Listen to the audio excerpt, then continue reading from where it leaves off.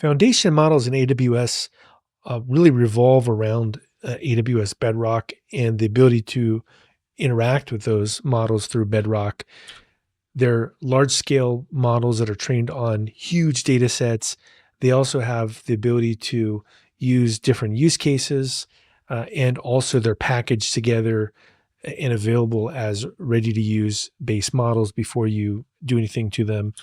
And they require explicit access authorization. So you have to enable those features. So really, when we're thinking about when we're building these foundation models, it's doing things with text, also images, embeddings, and also analysis. And they're very versatile, and you can choose between the different models based on your use case. In terms of the model inference and prompts, a few things to really start off with is that model inference is the process of generating outputs from inputs. And these prompts are structured inputs that guide the model response. And the tokens are the basic unit of text processing. You can see here, there's a token, hello world, it's getting processed and it's a response. And we also can look at different prompt types and they serve a specific purpose. In terms of parameters and configuration, a few things to think about here are that model parameters are what define the core behavior and capabilities. And they also have the ability to work with inference parameters, which control the response generation.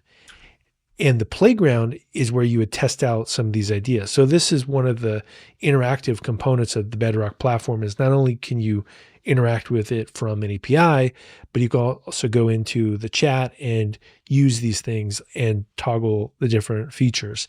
In terms of parameter optimization, it can improve the performance. For example, the amount of tokens you return or the temperature. These are all things that could really change the behavior of the model. And also, these are things that you could test out when you're actually playing around with Bedrock.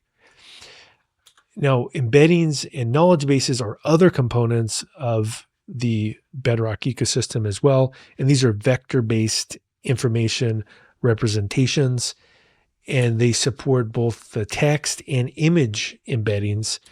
And this retrieval augmented generation, or RAG, is able to enhance the accuracy through knowledge integration. So by grounding it on a specific set of data, you're able to use some of the benefits of generative AI and limit some of the side effects of hallucinations.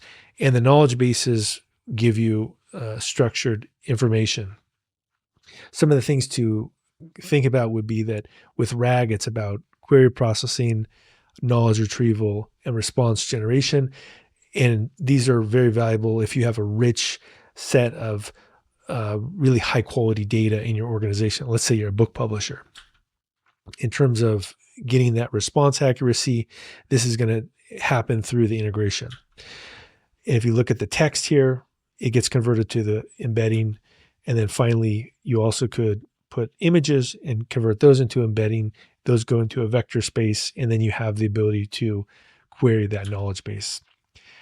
Another key component of the Bedrock ecosystem is orchestration and agents. The orchestration is going to coordinate the models in the enterprise systems, and they have the ability to do things like task execution, which is pretty interesting. For example, if you wanted to have some code, get fixed, maybe a test, and it could try to do the test afterwards. This could be something that could be done with an agent. Also, the enterprise system connectivity is an important component, right? You could connect to different third-party vendors. And there's also this cyclical processing and decision-making. So the idea here is that you could think through agents working with databases or APIs or enterprise applications. And you could also have some form of automated decision-making. And some of the agent-based workflows that probably make the most sense initially would be around, improving, for example, build systems or software development lifecycle. And you can think about this from the model, right? It gets orchestrated, it talks to the agent, The data also is going to be constantly going through the system. And then finally, an enterprise system, again, like maybe a build system that does CI/CD, would interact with these orchestrations and agents. In terms of model customization and evaluation, this is another really interesting one, is that you're able to fine tune and pre-train things with Bedrock, which is something that many companies are interested in. You could do hyperparameter optimization automatically. You could also have your own evaluation metrics. Maybe you care more about coding, or maybe you care more about summarization or whatever metric you're looking for. And then you also could have dedicated throughput capacity. So you could provision throughput, which is something that AWS has had a lot of experience with things like EBS for disk IO. But in this case, this is going to be token IO. And these are some of the components of the model customization and evaluation. If you look at this, we have fine tuning, we have pre-training, we have metrics, and that's really the finish of the lifecycle for AWS Bedrock core features.